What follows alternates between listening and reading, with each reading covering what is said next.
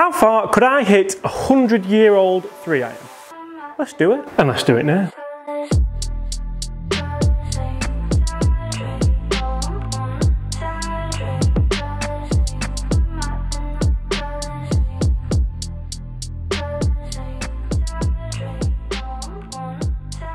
Hi everyone, James Robinson here. Guys, first things first, I'd like to warmly welcome you all back to the channel, or welcome to the channel if you are new to the channel. I hope you're all getting by okay, hope you're all enjoying playing golf, and hope you're all staying safe. In today's video, you're not going to want to miss this.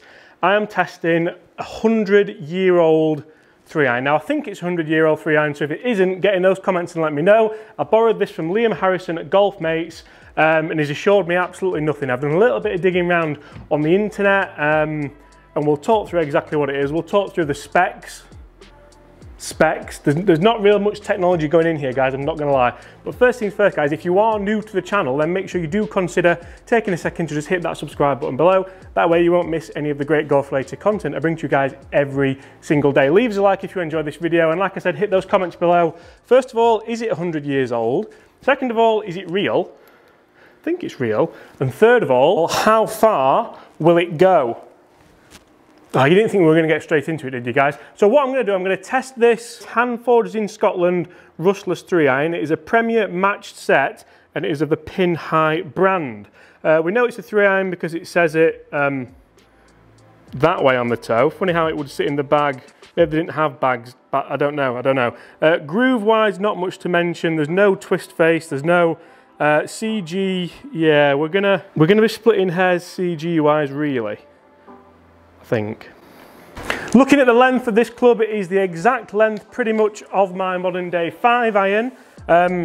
So really, actually, it's not a million miles away. So really, it's not a million miles away, is it? Loft wise, it's pretty much the same as my 5-iron, as you can see there. I'd love to get this in the loft and line machine, but I don't have one. So we're going to hit a bunch of shots with my modern day Mizuno MP25 5-iron. Then we're going to hit a bunch of shots, and hopefully we don't break this because it's Liam's and I'm pretty sure he wants it back. I'm not gonna lie, I can already kind of hear, yeah, so we might grip down it a little bit, but maybe it's got an extension in it, potentially. Then we're gonna compare them.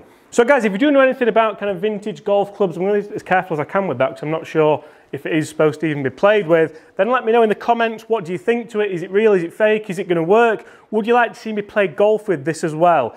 We're gonna have a nice little warm up with the 5-iron to start with, and then we're gonna test the Pin High 100-year-old 3-iron. Now the reason why I'm thinking it's 100 years old is because I did some research this morning on it, and basically up to the 1930s the clubs were all kind of, they didn't have the shiny finish on them, they were all kind of an old, rusty, horrible finish which would fade over time. This is obviously quite a shiny finish, so I'm guessing that it's kind of post 1930s, which wouldn't have it at 100 years old, but it wouldn't have the same effect without that, would it? I'll take that for the first 5-iron of the day.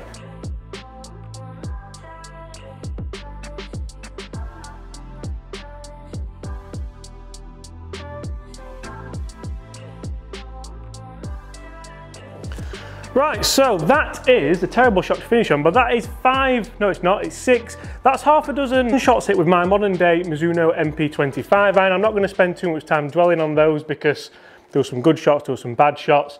And you all know pretty much how far my Mizuno 5-iron goes. So how far will this bad boy go that has been looking on at the numbers? And how long will it last? Now, obviously, the golf clubs like this were never designed to hit modern day golf balls. They were never designed to be hit off a mat in a simulator to test ball speed, club speed. I'm not even sure they were designed for much other than kind of golf content, this. Wow. Now, one of the amazing things on this club is the tag that I've seen on the shaft here that's just below the grip. If we turn that round, you'll see that it says King and Bird, Leeming Street, Mansfield. Now that's a strange one because I was born in Mansfield, and I've searched to be honest, I've searched every little facet of this club on Google to find out where it's from, what it is, if it's real, if it's fake, how old it is. There's very, very little online about it. But this came up when I was looking for King and Bird and Leeming Street. Basically, it's a curry house in Mansfield. Not quite what I was after, especially if you look at the trip advisor. I mean, if you're from Mansfield, I wouldn't dream of it, but right. Slight problem, typical Robinson. I've hit the 5-iron in the pin high, and I'm now gonna hit the pin high in the 5-iron. Or am I? Let's see if we can change it. I always do this. Main menu, no. Edit club. Oh, we can change it, excellent. So the 3 is the 5, and the Mizuno is the 3. There we go. Right. Perfect. Who knew it was that simple? All this time I've been doing that wrong. Right. 3-iron-ish, kinda. Old one. Now, if I get a couple of good ones, I might cut this short because, like I said, it's not feeling, especially at the end there, that's not feeling amazingly stable.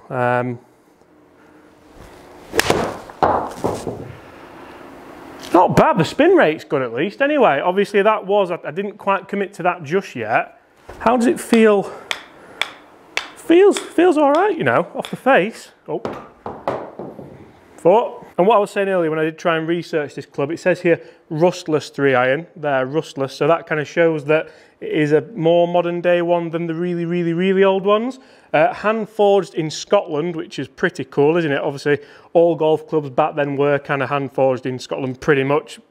Don't quote me on that if I'm wrong. And it also says matched set on here. I think that used to say Premier match set. And this is part of the reason why I think this might well be real, because where it says, we're getting close again, where it says Premier, or used to say Premier, I think there, you see that's rubbed away a little bit, obviously a little bit of bag clatter maybe, and also on the shaft there, you'll also see maybe a bit of bag clatter, which shows that it's kind of being used maybe kind of sort of, I hope it has. I hope it's very sharp leading edge. So any golf historians that are watching as well, I should say I apologise for anything that I do get wrong. It's not my area, it's not my speciality. I have kind of researched as much as I can about these. Yeah, so sorry, I guess. Right, come on. Oh, that was heavy. That was heavy. Not looking amazingly well. I think I just need to kind of man up, and the problem is I don't want to break it because, like I said, it is Liam's. And he's probably a bit harder than me as well, so he might have me. But amazing how you look down at this and the kind of blade length is absolutely massive. I can't believe I'm reviewing something which is way older than me. Oh, I've got that one all right. Got that one just fine. What's it doing to the golf ball, you ask, with those funky grooves? And it is actually, because this was a brand new ball at the start of this test, and you see how those kind of dotted grooves are making a little bit of a mess. Off. And you'll see how those dotty grooves are making a bit of a mess of the ball there. Stop dropping it, James. Right. One of the massive factors with this is because the leading edge is so sharp, if you get a little bit of mat before the ball, a little bit of ground before the ball, it massively slows it down. Seem to have a case of the rights. On here.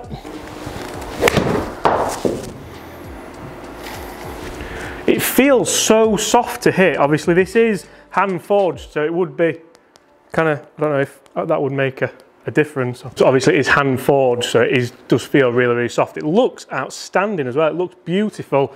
Who would like to see me test this or something like this with an old school ball as well? Maybe even go and play with this an old school ball. That'd be quite cool, wouldn't it? As for distance checking, we're gonna hit one more for a fair one, but right, I'm going to really hit this one hard, and I'm just going to apologise to Liam if it breaks and maybe replace it, if it is replaceable. Got one. Got one. Right, so that's 6 shots hit with the 100-year-old kind of, you've probably been in the comments already moaning at me for that. I think it's 100, maybe 70 to 100 years old. Rustless 3-iron, Premier matched set, pin high, which was hand forged in Scotland. How far does it go to a Mizuno MP25 iron? Let's take a look. Right, so Mizuno already, 2 bad swings in there, but actually the majority were pretty good swings for a 5-iron. I'll take those, to be fair, the good ones. Real funny kind of pattern with the pin high, 100-year-old kind of ish sort of 3-iron. They've all gone right, every single one of them's gone right. Is that down to the club, the shaft maybe? Is it down to the pilot maybe not committing to the shot as much as I would have done with a shaft that I know is not going to snap and impale me and get Liam from Golf Mates after me because it's his? Maybe.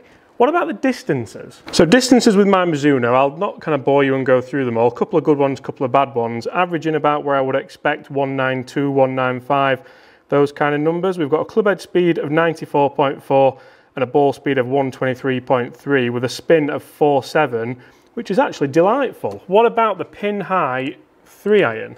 Pin high 3-iron, fade, fade, fade, fade, slice, slice, nice one. Yeah, that first one I'm going to say was a bit of a tester. And then a couple at kind of 160, 166. Just not, yeah, for a 3-iron, I don't think it'd go in the bag. Club head speed's down there at 80, so that's probably why we are kind of struggling for distance, which means ball speed's down there at 103. Spinning still at 4.5, which for a 3-iron, and it is quite a nice number. You're really going to be able to control that ball on hard greens. Yeah. I'm going to hit one more. I'm going to really try and hit it. Sorry, Liam. Right, so we're going to say we're playing a traditional old par 3 at 180. I think 180 is a good effort with this club to say that my 5-iron was kind of 195. So let's see if we can get there without potentially breaking it. Let's see if we can do it now. Come on. 177. Oh, maybe we're getting somewhere. Maybe this video's just kicking in. Some people have tuned out because they think that the numbers is the end. Not always on this channel. It's still massive. What if I try and hit a draw? Will that help? Oh, stop it. Stop it with there, 181. And that's on, it's basically hole in one that as well. Let's go a couple more.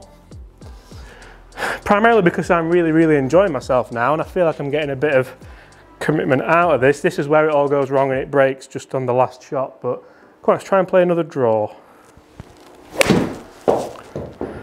Oh, we're there, 1-7. Guys, thank you so much for watching. Massively hope you have enjoyed that. Those last few minutes, to be honest, I'm just happy that I've managed to hit what I've hit now, 9 shots with that. We're creeping up to around about a kind of sort of not really distance of my 5-iron, but then the specs on this are kind of very similar to a modern day 5-iron, apart from the shaft.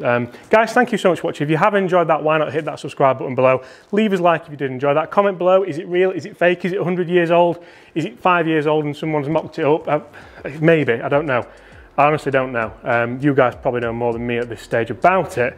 And yeah, I'll see you tomorrow. Cheers, Liam, by the way, as well. Check out Golf Mates. Yeah, I'm sure it'll be on there soon, maybe. Bye.